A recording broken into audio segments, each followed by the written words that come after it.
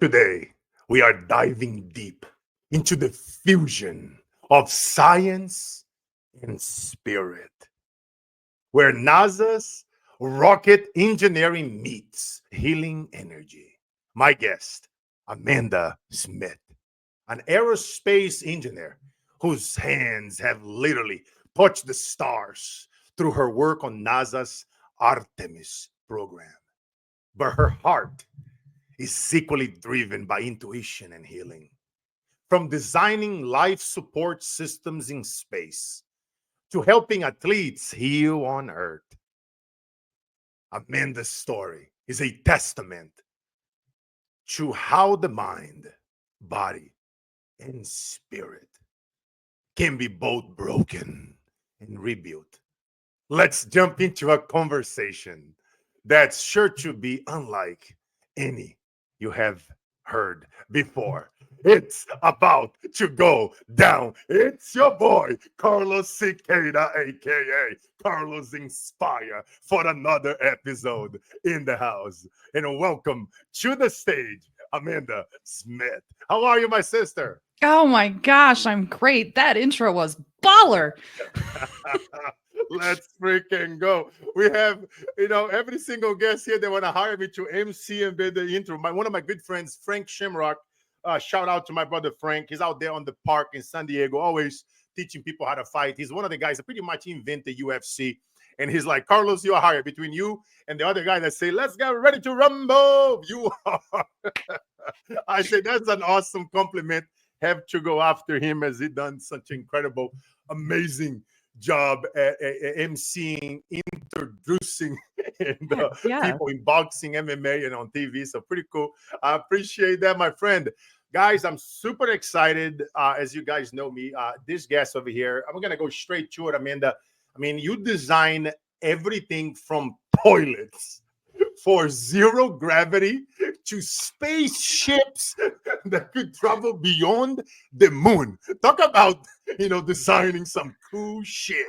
How does someone move from engineering cool stuff like that in a lab to healing the human body? Let's just go straight to that. When I was working on the Artemis program, I also got my yoga teacher training certification and started teaching yoga to the engineers. And it became very apparent to them that I was more than just an engineer. A couple of them would call me a witch, which was entertaining. It's like a And compliment nowadays, right? I mean, may or may not be a compliment, depends on which society we're talking in. Yeah, for real. But what they were pointing out was this innate need to help people heal and help them do that through the body. And Artemis is a human in the loop program. We have astronauts on board. When I switched over to satellites after Artemis, I quickly realized this is not my jam. This isn't something that I enjoy anymore because there's no human factor to take into consideration. And that was where the exit from aerospace started and the entry into what I do now, which is body whisper healing, began.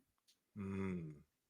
Interesting. It's funny, you're talking about witch at the beginning. It's like I read, many different Bibles. I love reading and studying from early philosophies and empires, and I'm very open and I love learning different things. And it's funny how in many of the Bibles they don't talk about healing, and healing was done so often, right? Like Jesus, for example, for everybody who loves my brother Jesus, he was out there healing from prostitutes to crazy people, like, everyone, no judgment. And it was something that was often applied, but they don't talk much about that part, right? And then if you have any type of ability growing up, we couldn't talk about those things at a young age because, and then they will label as something, what is witch or el mágico or whatever, right? and all kinds of names that we use in third world countries. But it's a very interesting. You brought it up. It kind of got me back into thinking about some of the stuff. I love those type of things. I mean, if you have an ability, talk about it. Get out there, I mean, I love it. If you get an ability, if you can lay hands on somebody, sometimes if you accept it, and then it's like, what do you think you attract? And I'm a firm believer, if somebody offered to heal you and lay hands on you, the same way how Jesus did, and if you open to it, it's incredible what we can do. See, even my good friend Tony Robbins, shout out to my brother Tony. We often talking about in psychology, you can actually do, if you know, like lately we see a lot of division, a lot of hate, right? And it takes a Mhm. lot of energy to feel. Since we're talking about energy and healing, it takes so much energy to build hate. And you got to be careful with the energies that you are evoking, that you are thinking about, because things can actually change internally in our body, right? We create inflammation. People, they don't realize you can change the color of your eyes just with intention. So much stuff out there from levitation and things that people, they don't really understand, because now finally, thank God to Elon, buying the media, X Twitter. I heard he's gonna buy Fox, so thank you, brother. So now people are gonna be more and more open to this, Amanda. So that I pray that you get on many, many more shows, my friend, on a national TV to talk about healing and energy and healing others. But let's talk about the Artemis program. Yes. It's aimed at taking humans farther into space than ever before. What it was like working on a project of such a magnitude, and how did your intuitive side came into play? When I got on the program, it was an interesting journey on Artemis. So it wasn't called Artemis when I got on the program, it was called Constellation. And the president who was in play at the time, that was his big push. And I got on the program in 2007. And in Okay. 2008, Obama came into office. Were you here in the Bay Area, in Silicon Valley? No, this is here in Denver. So, Okay. Yeah, I've been here for 20 plus. I have a lot of friends in NASA. yes, yes. There's a lot of NASA centers, and I got to visit a lot of NASA centers. Unfortunately, I've never been to Goddard. I've been near it several times, but never I know. I need you actually to at hook me Goddard. up. I want to go inside. I want to do a podcast from inside the rock. I want to be one of the first ones. I Mm. bet he's going to probably bring Joe Rogan, since they kind of help him out. But, I'll put my name on the hat. Pray for me, my people. Let's everybody tag Elon Musk. Carlos inspired. But all right, back in. I mean that path, honestly, if so, NASA is so hands deep in Artemis. But when it comes to SpaceX and it comes to Blue Origin, so these are your private space communities. Shout out to Virgin. Can't forget Virgin Galactic. Yeah, it has Uh, a lot to do with it. all of these companies, you can pay your way on and become an astronaut and get your astronaut wings on board any of those vehicles. Yeah. And they're continuing to prove that they're a viable thing to ride on. So you got options, Carlos. It's interesting. I mean, the whole thing, the future, right? You can get a cab. You're gonna have a little condominium in space. It's incredible, the stuff that these people talk about. I was talking to. I Mhm. have a billionaire friend of mine. I won't mention names because he doesn't like when I talk about his money. But it's whenever I'm speaking in Dubai or London, they're talking about the stuff that these people are up to, like the royals. They got so much cash, and the things. You see, I always tell people, tell me about your goals, your dreams, your financial goals. I Mhm. often tell people, be careful where you set your goals at, because you never, ever, ever outdo your highest aspirations. So just let that sink in Mm. for a minute. So whatever your highest goals is, my friends, how you guys know why Tony calls me the Latino Tony Robbins. I set very strong goals. And you guys know my mission is not about business, it's personal. I want to end poverty. I want to end sex trafficking. I want to end organ trafficking. The only way I can do it is by interviewing, by mentoring, by helping other influencers take it to the next level, achieve their goals, give them more exposure. Everybody rise. The same way how when I was in military, shout out, yesterday was Mhm. Veterans Day, is above oneself. Thank you for your Everybody comes service. home, no casualties. That's plenty money on the table for all of us to eat it. But my point Mhm. was, these people, Amanda, they think so high up. They're talking about building and creating a new era of spaceships that Mhm. can go out and mine asteroids And I said, okay, how much it costs to build one of these babies? And they're like, oh, about $250 million. And what is the profit? About $1 trillion. I'm like, holy shit. See, I'm talking about making a few, $100 million and this and that. And these people are talking about trillions. Talk about a whole nother level of mindset coming together, a few billionaires and royals and wealthy families putting 250 billion into this machine, go out of space, go mine some shit, make $1 trillion, come back, let's do it again. I'm like, it's talk about like hang around the barbershop long enough and you get a haircut. So, but it's interesting. I'm really enjoying this topic, Amanda, and it's just incredible. But so just talk to me about something here. Let's talk about the astronaut toilet design. Because I bet you this is stuff that people think about. What it goes out like how you do right those things on space. And it's a fascinating mix of science and real human experience. Yes. How did you approach that unique challenge? Like, because you were tasked with that particular task. So my first engineering job was actually toilets in supermarkets, planes, and prisons. And I love it. Every time I get on a plane now, I have to go to the bathroom and see if it's one of my toilets. Wow. So that's awesome. It was all vacuum water waste systems is what those are. So it's suction. You can hear it when you push that button on a plane. And in space, it's similar, but you have to think about fluid dynamics. In space, fluids like to float. We've all seen the astronauts with the water pellets in front of them, and they will grab it with their mouth or they'll draw their finger through it and it'll separate into a bunch of pieces. Well, that's happening with their other fluids too.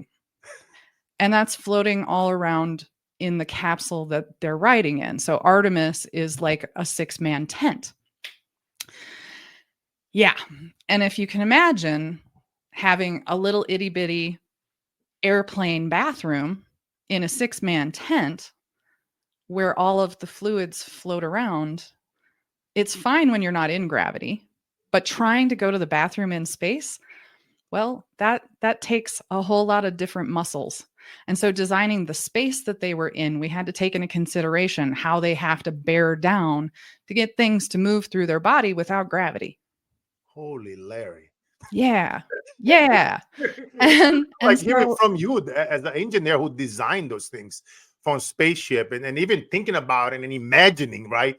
6 men is a small freak. I'm a 6'5", 300-pound giant. And so for me, it's really hard. Astronaut Airplane. I don't care if you're on a freaking first class in an airplane, still kind of small.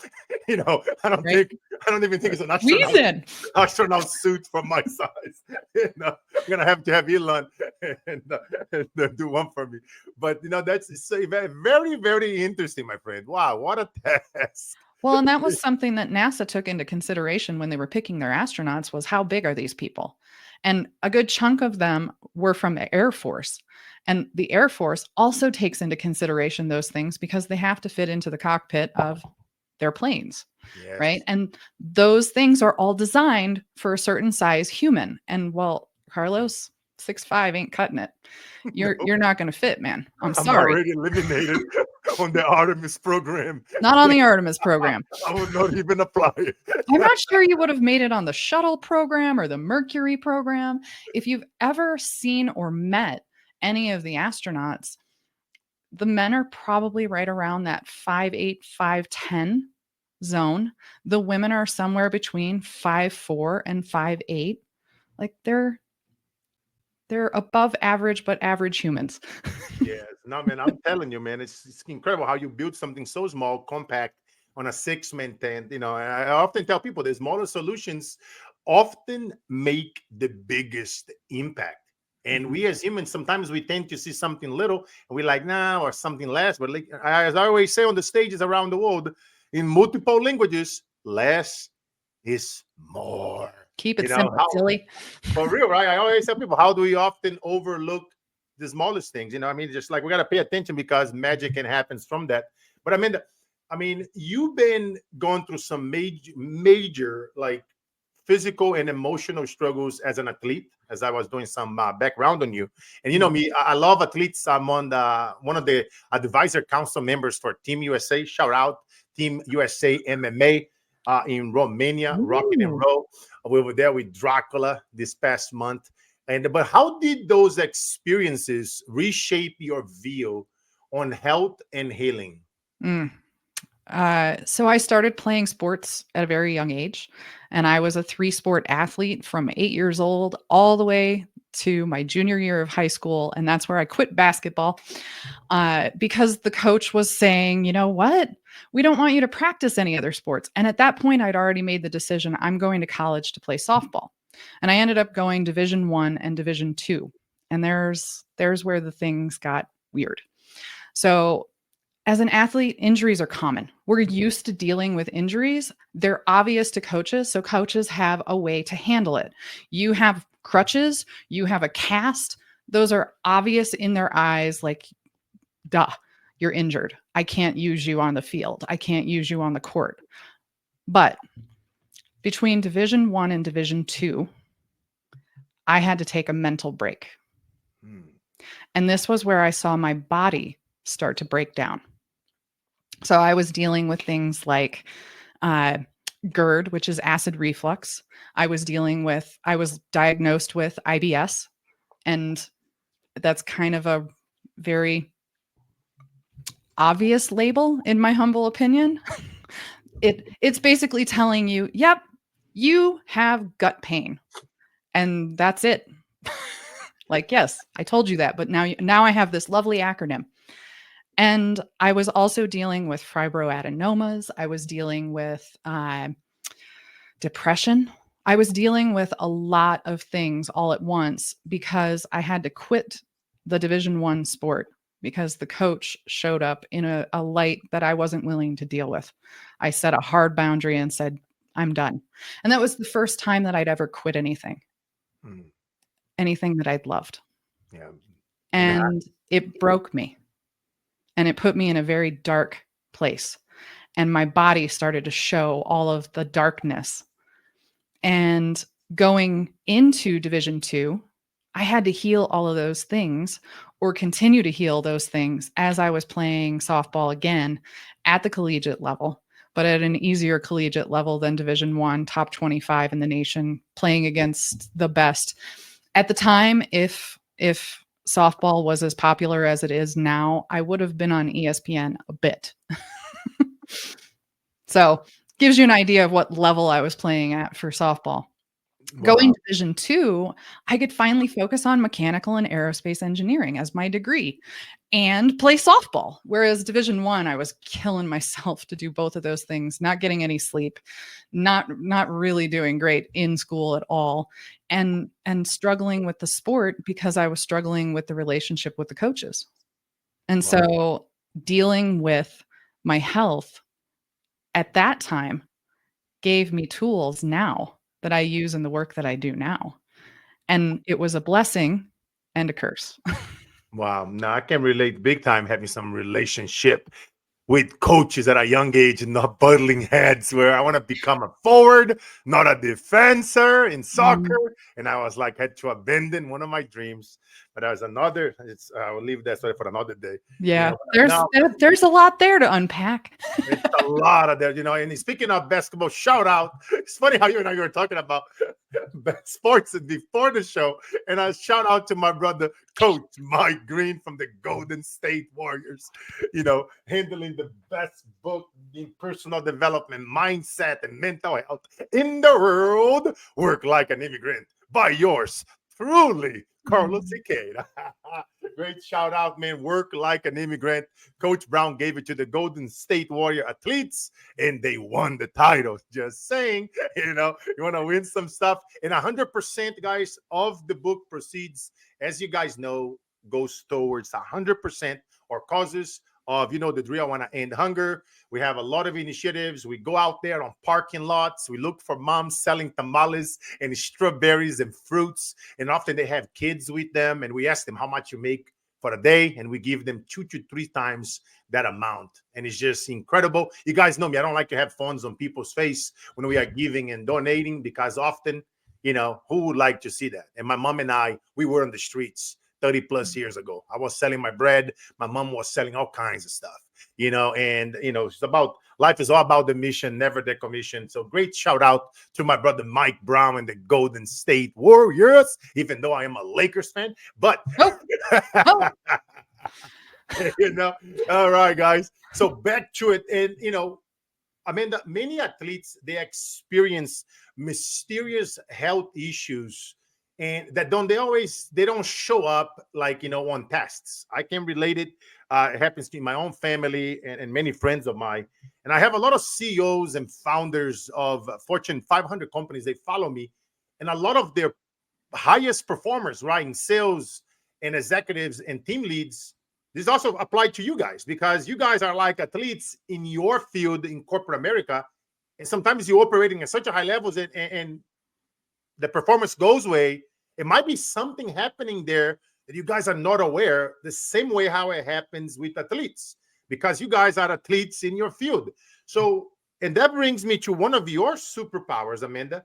How did you develop your body scan system, and what does role intuition play in detecting these hidden issues?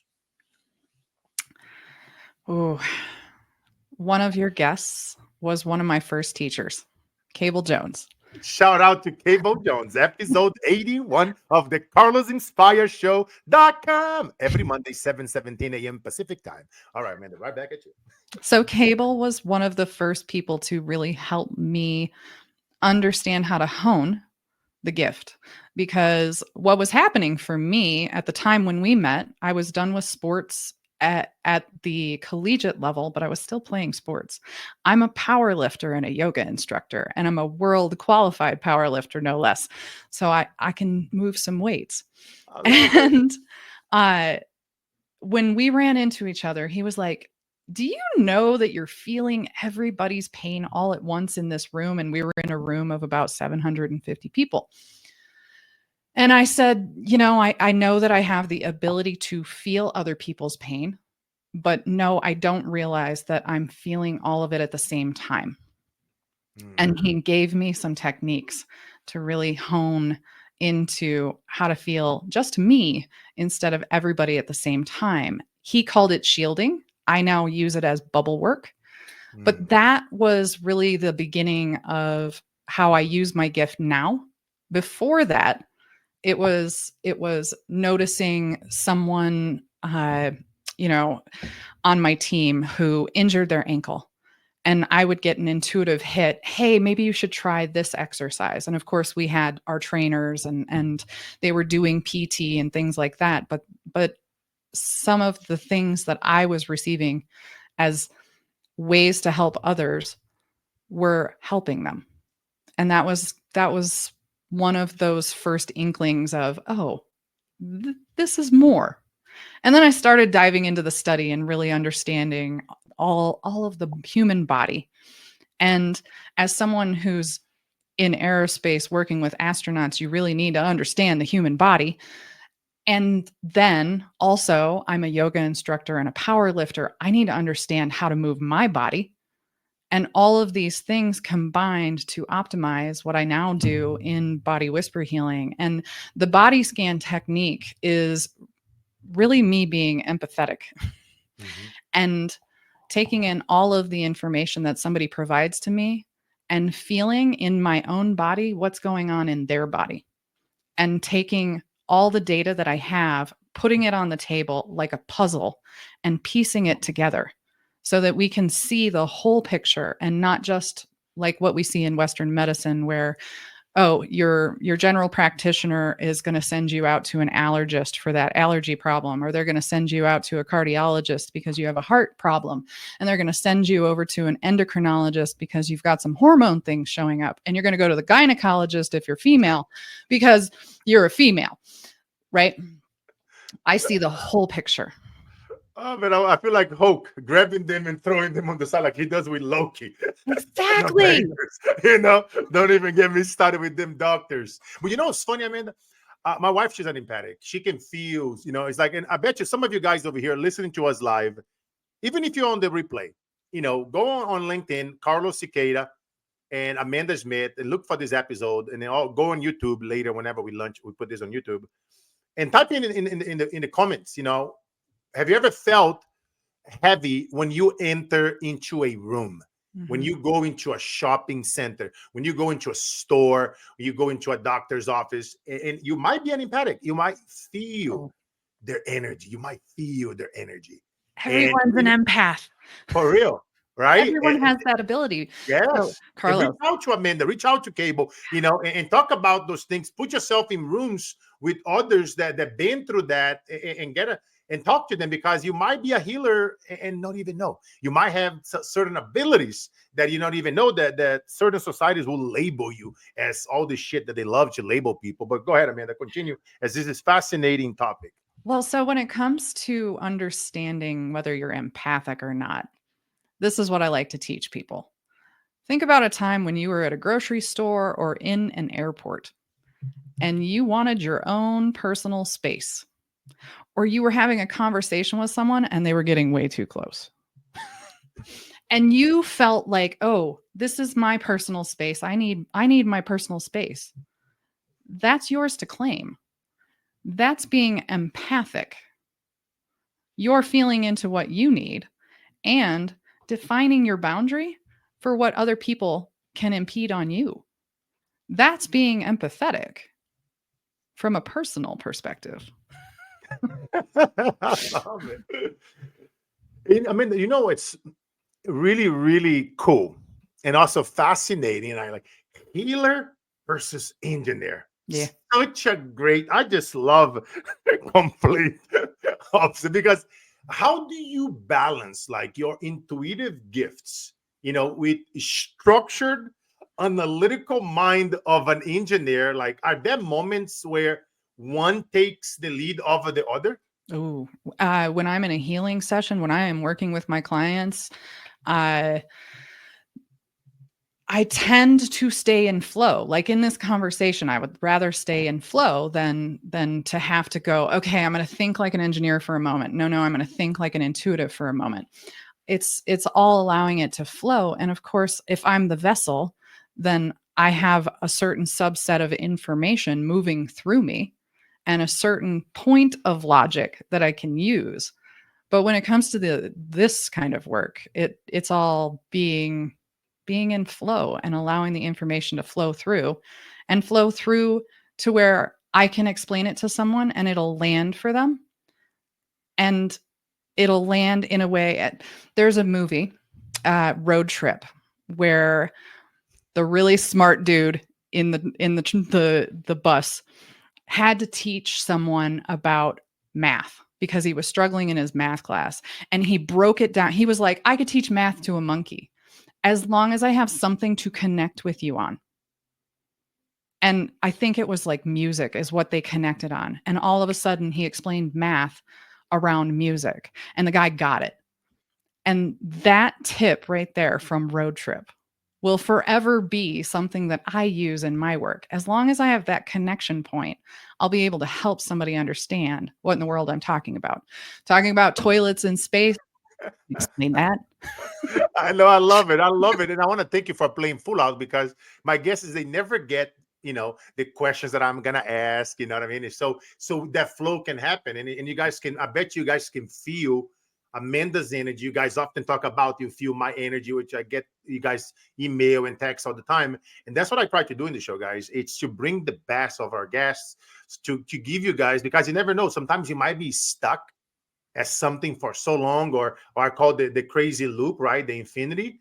And it might be in a relationship, or at your job, or if you are an athlete, or if you are, it doesn't matter, right? And sometimes talking to somebody like Amanda, having a session with her, having a session with my brother Cable, right? And reaching out to them and talking about it, you know, there might be things that the traditional medicine and science cannot explain, It might be something beyond that in the outer space, in the healing world. And that's why I love it, because my followers, they're very open to things. At least I get a lot of great feedback when we do different themes. Like I often do a lot of things about business and money and staging and branding and blah, blah, blah. But sometimes I bring incredible guests like you, like Cable. Like, the other day I had somebody talking about ET and aliens and how Sweet. somebody, They exist. shoot himself, and an alien was behind the person. I'm like, what the heck? And yeah, no, crazy stuff, guys. Check it out, the Halloween episode for Carlos Inspired Show.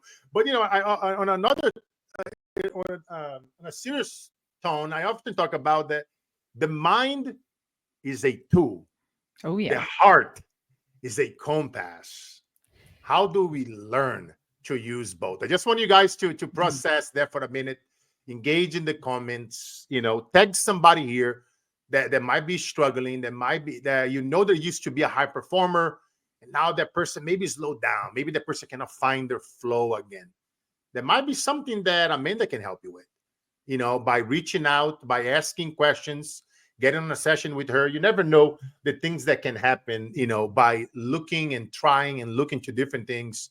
I often see many friends, athletes, take things to a whole nother level when, they go in on that spirit and that healing side, and they try additional things beyond the traditional medicine, which takes me to the next question, Amanda. Working with other female athletes, I mean, what have you found to be the biggest challenges they face, not just physically, but mentally and emotionally?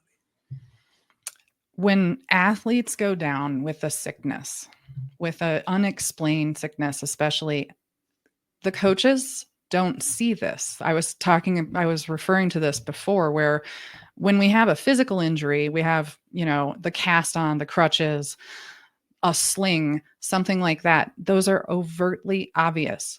Those people cannot do the thing. But when it comes to athletes being injured, and this is male or female, and it's more of a mental struggle or an illness that a coach doesn't necessarily understand, that becomes the biggest struggle, is helping the coach understand, right now I can't be pushed, and helping the athlete understand, this is my boundary. This is what I can and can't do right now. And being able to speak that and live in that power. That's probably their biggest challenge, being athletes, because we want to do the thing. We want to participate in this sport that we love, that we have said, yes, I'm going to do this as the thing that might be paying for your school, might be paying for your bills. But when you physically can't, when you're incapacitated to the point where you cannot do the sport, it's really hard to stand up and say, hey, coach, like, this isn't happening for me right now, even though the doctors may or may not know what's going on. And that's where the mysterious health conditions come in. For athletes, from a physical condition, a lot of what we're seeing is stomach issues, which the stomach is the second brain. Yeah. So if the stomach goes down, the brain's going down with it. And that brain gut axis goes through the vagus nerve. So now we're talking about the nervous system getting involved as well. That combination of those three things is the biggest struggle that athletes are dealing with. And it's not obvious to coaches. And then they have to deal with, I can't play. And the identity crisis that comes with not being able to play or having to contemplate quitting because they can't play. Interesting. You guys often see, like, on commercials, I see this quite a bit, like they're having a strong gut. Like, you and I understand the gut from a medical and professional level, but it's funny how they use that a lot. And speaking about strong, I often talk about, like, the strongest structures, they are built on a solid foundation. So to your point, right, having that strong gut, understanding if you tried and if you cannot get that gut fixed on a medical, from a medical standpoint of view, have you tried to look into from a spiritual healing point of view?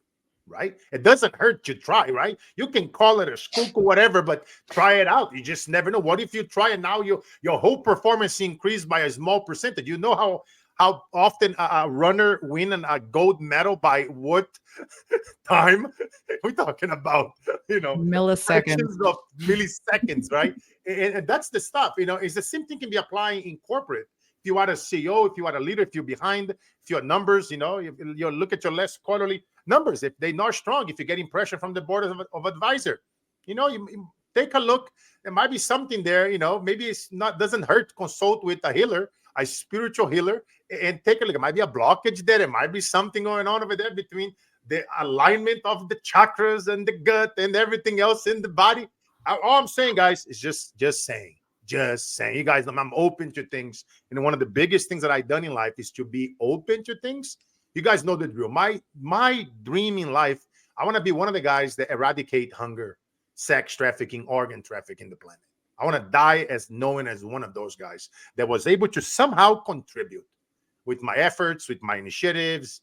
But the only way I can do it is by making everything inclusive, bringing all of us to sit down on the same table, different political leaders, different religious leaders, sit down, put our indifferences on the side. Because if we do that, I know we can.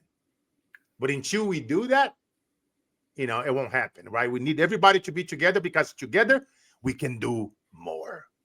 And Amanda, let me get back to this episode instead of preaching it, but that's a lot of pressure. As you guys know, I love doing that in the middle of the segment. I get fired up, but that's a lot of pressure in high performance sports to push through the pain, right? We see that in corporate a lot. I do a lot of sales training. Sometimes the CEOs, they are telling their sales team to do something like, here we go again. And then they hire people like Tony Robbins, myself, and other speakers to come in and do a sales workshop so that they can hear from a different perspective and story, right? So what are your thoughts on the culture around toughing it out versus truly healing?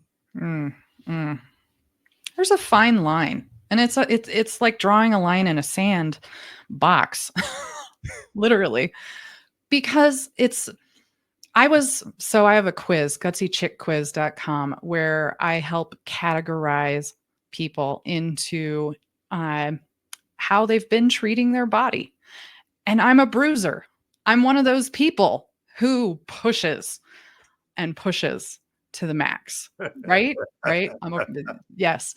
The other three are the chillster. I'm just going to sit back and wait for an answer to come to me. The stickler, I have to follow the rules. And the brainster. I love the names. Thank you. And then there's the brainster. And the brainster is the one who I'm going to go on WebMD and I'm going to figure this out because my doctor has no clue. Right. And then there's the bruiser who's just going to play through it. And there's a fine line. When you're playing through it and nothing's getting better. Tell us the quiz one more time. GutsyChickQuiz.com. Guys, somebody type this quiz under the comments and go check it out. My sister's quiz. I gotta go check it out myself. She got me curious. I love it. Are you a bruiser? Continue. What do you think I am, Amanda? Honestly, I think you're probably the bruiser. The bruiser for real. That type A. I'm gonna move forward and we're gonna get through this, and somehow, some way, I'm gonna figure it out, which ties into the brainster. That's my secondary is brainster. Go figure. Yeah, but bruiser is definitely that one who's going to push through, and they're going to figure out how to keep going until their body says there is no way in hell you're going to get to keep going. Yes, I love them. I love quizzes because it tells us a lot. Even when we work with corporations, it's good to understand. You know what I mean? Who are you dealing with? What are they look like? And then understanding, going deep into those quizzes, and even when we are teaching, right, from the stage, the audience, who are we speaking to, right? All my speakers out there, you guys see me talking about this all the time. What kind of learners are they? Are they visual, Yep. right? Are they auditory? Are they kinesthetic? Do they like how does your ideal clients and your audience, your raving fans, how do they love to receive your data, your information? If we Mm. know they like to receive by video, it's a hint. Do more videos, put in more videos out there. Hey, what is right now? Video is a hot thing. X, my brother Elon is putting a lot of money into videos. He wants people to do more videos on X. So if we give it to them what they want, the same way with, what is the pain that your client is going through right now? Are you speaking to that pain? Because what is the problem they have and they seek and they don't have that you can solve it?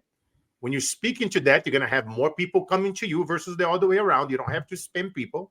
It's the same thing with social media companies. What do they want?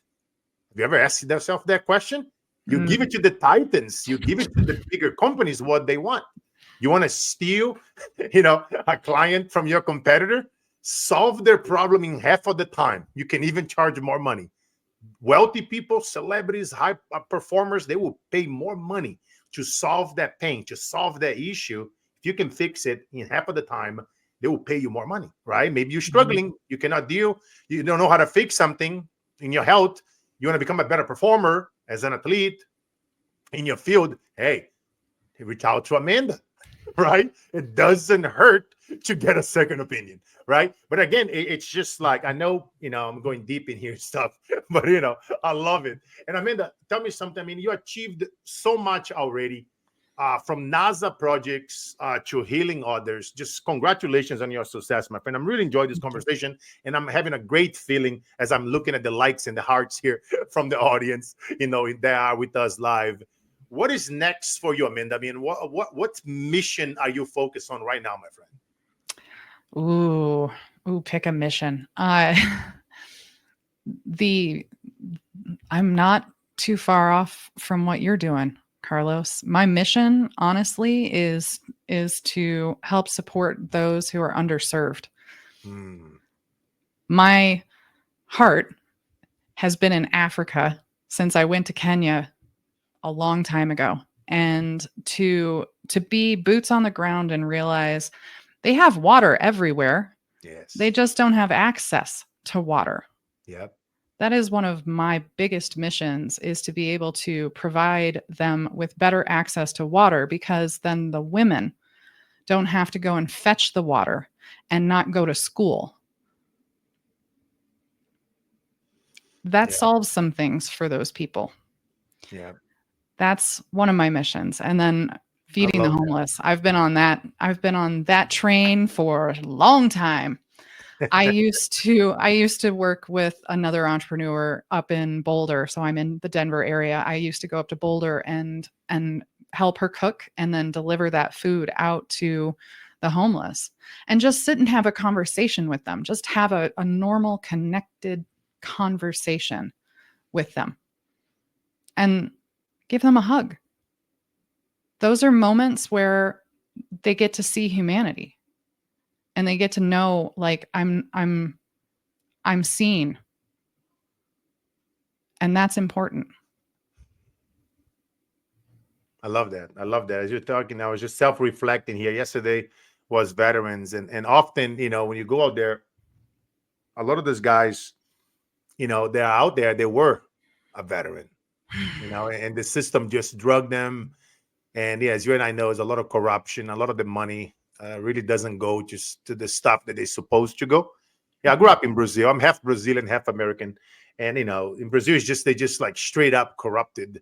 Over here is just, the differences in US and first world countries is organized crime. It's just like everything is hard to catch it, and, it's like an idea for you, like, through the Carlos Inspire show.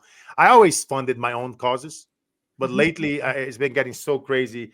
I just spent millions of dollars in Brazil dealing with people that would try to kidnap my family, and I had to kind of change operations down there. And now I'm just going full blown, inspiring my people and myself to go out there, to raise cash, go on parking lots, go on the streets. You don't have to donate to the Carlos Inspire show. If you have a story you wanted to be interviewed on my show, I did a campaign I called Name Your Price, where people can donate a certain amount, and then we showcase their story, and then we go on the streets, we can do more. We challenge them to go do the same as all in their own places, and if they do it, I tell them, if whenever you have a book, let me know. I have 100,000 plus followers throughout social media. I'll give you a shout out to your book, because not only you contribute to the show, but you also went and did it yourself in your own town, and you send me a little picture. But like I always tell you, don't have to put the phone on somebody's face when you do it.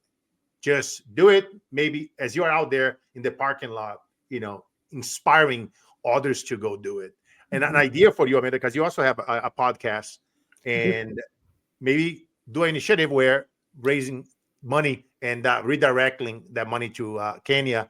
I'm a big follower. I'm from Brazil. My family is Black, white, and native Indian from the Amazon. So we have a lot of people that from Africa that came in. So as part of my family, I have a lot of friends out there. Kenya, Nigeria, South Africa, the Bubu Senas, and we were out there at the World Cup back in 2010.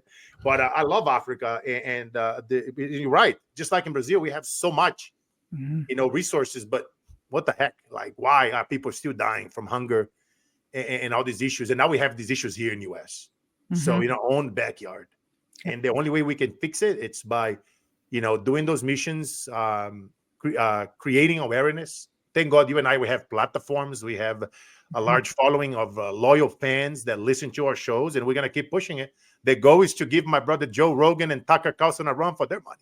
We want to, I will get to a few million episodes. You guys watch me, and be like, the Brewster, right? The Bruiser, whatever we call it. I need to take that quiz.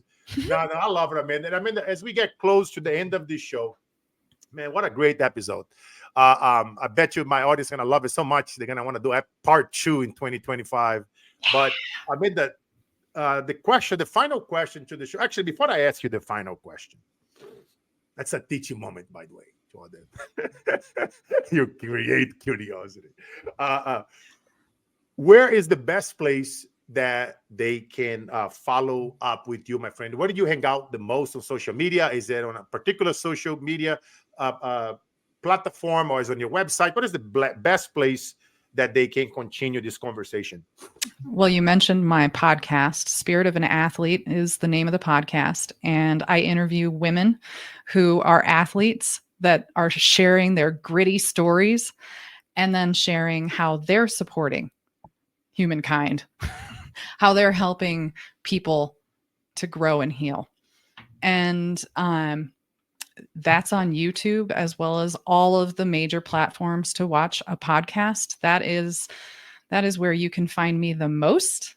I'm also, of course, on all the social medias, LinkedIn and Instagram and Facebook, and all the places. But YouTube is the place for Spirit of an Athlete. And of course, go take Gutsy Chick Quiz, gutsychickquiz.com, and bodywhisperhealing.com is my website. No, I love it. I love it. I got to connect you with a few athletes myself so that you can interview them on your show. Team captain, Team USA MMA, Janae Noonan. And so I'll make sure that I'll make that connection. Remind me. We'll be here live, right? Shout out. And no way to forget. But guys, check it out. And I love it. And then it brings us to the last question of the show is 70 years from now. You are 100 years old. They're going to read your eulogy. And I doubt I'll be alive by then. But if I would, I'll be there with my Italian hat, smoking a cigar, drinking some scotch, listening to some AC/DC or Metallica or Iron Maiden or something. And your best friend's going to read it. And he's going to say, Amanda Smith was ... In your own words, sister, who was Amanda Smith? I just wrote this eulogy, actually, and did a ceremony around it and threw it in a fire and said, after I'm done with that eulogy, I'm going to walk away. So my best friend wrote the eulogy, and she said that I was someone who made her feel seen, and made her feel heard, and made her feel loved. And she knew that that was my mission. That was why I was brought to this existence in this density in this body, was to share that message, to help others feel seen, heard, and know that they're loved. Wow. Wow. What a beautiful thing. You just gave me an idea, to start asking people, what would your best friend say in your eulogy? What a great thing to do. Have your best friend write it to you and say it while we are alive. I She love it. also started with, "Of course you died before me. And you know how much I hate standing in front of people talking about anything." There, you got me thinking here about something now. Oh God, wow! You see, that's why I love to do this question, because so many people have been on the show, as you guys know, that they're no longer here and they answer this question. Mm. Leaders of leaders, and wow, Janae. Oh, Janae, I'm thinking about connecting you with Janae now. You guys gonna hit. It's gonna. Janae's a beast. Sweet. Team team captain from Team USA MMA. You two gonna head off. It's gonna be great. I cannot wait to listen to that episode. Is she a So bruiser? she is like, man, she's probably a bruiser, a brainster. She's all the above. I bet you Janae gonna be listening to this. I'm like, yeah, girl. We did a great episode with Team USA. Check it out, guys. Probably a couple of months ago, we did this episode. We've been doing so many episodes. I cannot even keep up with the numbers anymore. But if you guys type in Carlos Inspire Show, Team USA, great episode I did with Team USA on the show. It was incredible. Some people even reported to me that they had tears about the show.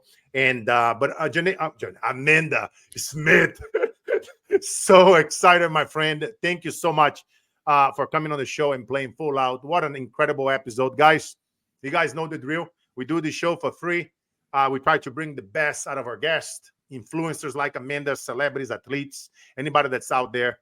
Have a message. Is inspiring, is empowering. That's the goal. That's the goal, is to have something powerful long after we are all dead, that you guys can go back, refer to it, learn, apply it, those tactical strategies that we try to bring here often.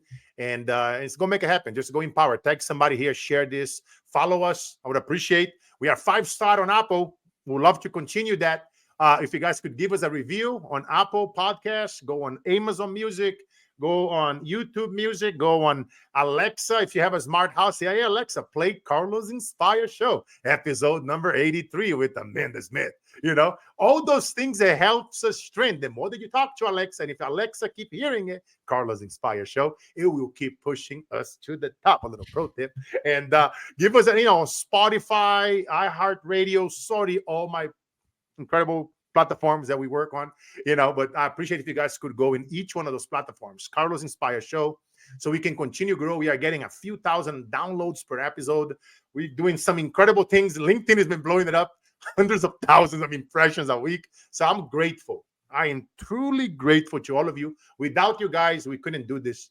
We couldn't inspire and empower the tens of thousands of people that we've done it on the streets over this last 20 plus years. As you guys know, I've been interviewing since MySpace. Your brother Carlos is getting old. That's 2001. Oh my God, man. Talk about, as you guys know, I love this stuff. And, as I always end the show, life is all about the mission, never the commission. And you guys know the drill. Whenever you feel like tired, if you are an athlete, high performer, thinking about quitting, not performing the levels that you were, even if you're just starting and you're struggling, don't compare your chapter 2 with somebody else chapter 30. Comparison is just, it brings more anxiety and all that crap. If somebody cheated on you and betrayed you, it's their loss. When one door closes, a million doors will open. And if you ever feel like pulling that trigger, jumping, killing yourself or whatever, just reach out before you do it. Remind yourself that a little kid, little Carlos, 7 years old, wanted to do that too. But he kept selling that bread on the streets, even though he beat some crazy odds. Father dying on a car explosion, stepfather being murdered. You guys know the drill. The days that breaks us are truly the days, my friends, that makes us. Stay blessed.